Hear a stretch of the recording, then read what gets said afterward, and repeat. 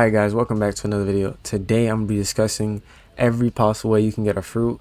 Now, the reason why I wanted to make this video is because I want to help people that are high level and low level, because I know sometimes, some activities are harder for low levels and some activities are just pointless for high levels. So I'm going to be discussing every possible way for everyone.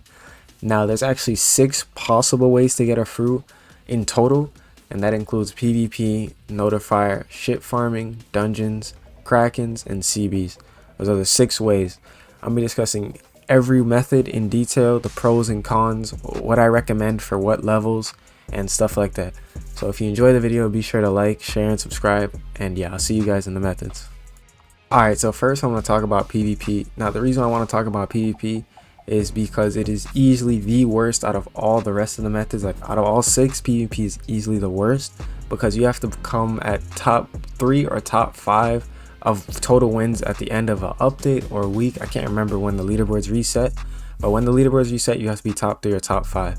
Now, you do get to pick your fruit that you want, but in order to do that, you have to be like getting a crazy amount of wins, and for any level, low, high, it doesn't matter. That's a crazy feat to pull. So for most people, they're not even going to be able to get on the leaderboard, let alone that high on the leaderboard. So I definitely would not recommend this. If you're good at PvP, you can attempt it like in your spare time, like you just want to do it, but I wouldn't recommend actually grinding for it. Though you get to pick your fruit, that is easily the best thing about it. You can choose what you want, but since you have to be so high, I just wouldn't recommend it. Alright, so the next method I'm going to be talking about is notifier. Now, this is definitely a low level only thing. If you're high level, I would not recommend this, but if you're low level, this is I wouldn't say really viable, but it's probably going to be your best method if you're like super low level.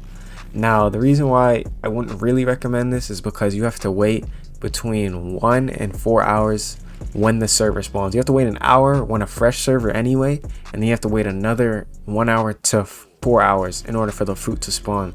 So in total, you could be waiting up to 5 hours. You could wait up to 1 hour. It varies. So if it's 1 hour, it will be amazing. Like if it was always 1 hour like it is in block fruits, this would be an amazing method. But since it's random and it could be up to 5 hours, I just would not recommend waiting for notifier. If this is like your only choice, like you're level 60 or something, then go for it, but I just simply would not recommend it. I would try to do level up and then do other methods first. Alright, next I'm going to discuss is ship farming. Now, ship farming isn't viable no matter the level, once again, because it's a 1 in 1,000 chance of a fruit dropping. But ship farming is decent if you have Kraken core and Seabee's core and you can just AFK. That's when ship farming is viable, because once again, you can just walk away and wait for the fruit to drop in your inventory. But since it's 1 in 1,000, you might have to wait a very long time. If you let it sit like overnight or something, you have like an auto clicker, then it will probably be the best thing to do. But if you're like active on the game, then I just wouldn't recommend ship farming. If you're low level or fruitless, I definitely wouldn't recommend it because it's going to take forever to get a fruit. You do get bounty from it, so there's a plus. But if you don't have high bounty already, then ship farming is going to take forever anyway. So if you don't have a fruit, you're low level, or you don't have high bounty, then don't do ship farming. But if you have Kraken core and Seabee's core, and you just want to let it sit there and go to sleep or something, then that's a viable method. Alright, so next is going to be Seabees. Now, Seabees in the second sea isn't really viable. Like, it's pretty much pointless because the rough sea is so far. But if you're in the first sea, then farming Seabees is viable. Now, it is a 1 in 1,000 chance of getting a fruit here as well. So once again, it's not really a high chance. But if you are going to farm Seabees, I recommend being a higher level and being in a group of, say, Pikas or Magus. Like, that's the best possible way to farm it, because you can take it out within like seconds. Like, if you have like 4 Pikas, the Seabees is getting taken down immediately. Like, if you all, it's just gone. So if you're a low level, I wouldn't really recommend Seabees because it could take longer. And especially if you're fruitless and low level, I just stay away from Seabees in general. Now, if you are gonna farm, the best place I found was going to Gravito and going diagonal from like the boss section. I'm gonna put a clip on the screen. But yeah, that's the best way I found if you want to lure it. If you don't want to lure it and you just want to take it out on the spot, that's fine too. You can just sit in the rough waters and just take out the Seabees. But once again, if you're not in a group of like Pikas and Magus, I wouldn't recommend this. And if you're low level, low bounty, I still wouldn't recommend this. Alright, so next is going to be Krakens. Now, Krakens are very similar to Seabees in the sense that you have to go to rough waters and wait. But for Krakens, you have to have a decently high bounty, unlike Seabees where like the higher the bounty, the easier they spawn. But like Krakens, you have to have a decently high, like I would say like 10k plus bounty in order for them to spawn consistently. Like actually for them to spawn at a decent rate. Consistently, I would say higher to like 30-40k. But once again, the drop chance is 1 in 1,000, and the best way to do it would be to be in a group of Pika and Magus. And if you're in a group of straight Magus, then you guys could just take out the Kraken right then and then as soon as it spawns. But if you have a couple Pikas, then you can like lure it back to Alabasta and then use Light Ray, or you use all your moves, since Pika doesn't have any, you can't stand on water with Pika. But if you have like Pika Fishman, then it will be perfect for you. But yeah, once again, Krakens aren't that viable even if you're higher rank. If you're in a group, once again, do it. But if you're not and you're solo, then I just wouldn't recommend doing Krakens. Alright, lastly is going to be dungeons. Now, dungeons is easily my top recommended thing to get fruits. I would always recommend anyone, if they want to get a fruit, to do dungeons. And that's because you're guaranteed a fruit at wave 25, and wave 50 and higher, there's no chances of getting a common. It's only rare or higher. Now on double Logia, you have a 8% chance of getting a legendary, so definitely farm dungeons on 2 times Logia, because that is a great chance, unlike when it's not, so it's only 4%. So I definitely farm during the weekends. This is definitely a mid to high level activity. Like if you're lower level, like say lower than 200, I wouldn't recommend this. But if you're like around 200 to 300, it will be better to be in a group, especially if you're fruitless. Definitely be in a group. You guys can do it much faster.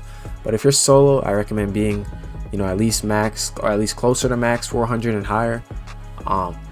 The fruits I recommend for this is definitely Tori, Mara, Suna. Definitely those 3 are the best for this.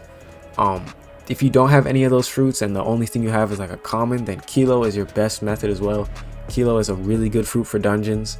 I would say that's its only purpose, really. So once again, if you don't have those fruits, then use Kilo. And if you're lower level and you're fruitless, be in a group at a decently level, like 300, 280, around there. And if you're higher level, I would recommend, if you could still be in a group at a higher level, you can do it faster, but more enemy spawn, so it might actually be faster to do solo if you're higher level. So yeah, just keep that in mind. Alright, so I asked my Discord on their thoughts on each method, and they say definitely dungeons. It confirms that you have a 100% chance of getting a fruit. It might be kind of hard and time consuming depending on the strat, but I would guarantee the chance for a fruit than spend an hour ship farming and getting no fruits. So I'm saying, ship farming would be good if you can AFK. Like if you have both cores, definitely ship farm. But if you want to do dungeons, it's guaranteed. And if you have a good fruit, once again, do dungeons. Next is, I personally think the best and most efficient method will always be dungeons. You may disagree, but if you get to wave 25, it's 100% to getting a fruit. With ship farming, it's 1 to 2%, and that's not taking into account that the chances of getting a legendary or above are 0.5% to 4%. With a dungeon, you only have to worry about the type of fruit percentage and not whether or not the fruit will drop. Ship farming is slow and requires a lot of farming or trading, since you need to get the cores. Dungeons require skill. I've done them with Rokushiki only, so a Logia or legendary fruit is not a must for dungeons. So I was saying before, you can do it fruitless, you can do it, but I just recommend if you are fruitless, be in a group. Next one said dungeons are to get an actual fruit, AFK for better fruit. Yeah, if you AFK ship farm overnight, it is easily, you'll wake up to a bunch of fruits in your inventory, so that's actually good, but only do it if you have the cores. Next, a list dungeons, ship farming only with cores, dungeons, ship farming with cores, ship farming with fruit. That has a lot of AoE moves. Now, the last one, I see what he's saying, because if you have Mara or you have Hiei or Magu, then ship farming is kind of good, but I just wouldn't do it like as actively playing the game because the drop chance is so low. I would still stick with the cores. Next one says depends, because dungeons, if you get to wave 25, it's 100% fruit, while if you get to wave 50, it's 100% rare, though this requires not less than 15 minutes. Ship farming, on the other hand, can be faster depending on your bounty if you have Seabee's core, Kraken core, but you still have to get that 1% to 2% of fruit and then another 26% for rare. So that said, ship farming is the best way if you don't want / can't do dungeons, or if you're just lazy. While dungeon, you should definitely pick this one if you want to kill off waves enemies and get to wave 25, even better, wave 50. But we all know that finding Suki energy will forever be our passion. Now, yeah, notifier is definitely not. It's not welcoming when you wait those hours and you get a suke. But like he said, if you just want to sit there and be lazy, like I said, use the cores. It is definitely a lazy man strategy. But for dungeons, you know, once again, wave 50 is guaranteed rare, but I simply wouldn't recommend it because I'm pretty sure you can get to wave 25 twice by the time you get to wave 50, or maybe even 3 times depending on how good you are. So yeah, I would just recommend getting to wave 25 and then just resetting and then getting the fruit and then doing it again. Alright, that's it. That's going to be the end of the video. Thank you guys for watching. Hopefully this helps lower level and higher level players. If you did enjoy, once again, be sure to like, share, and subscribe. And I'll see you guys in the next video.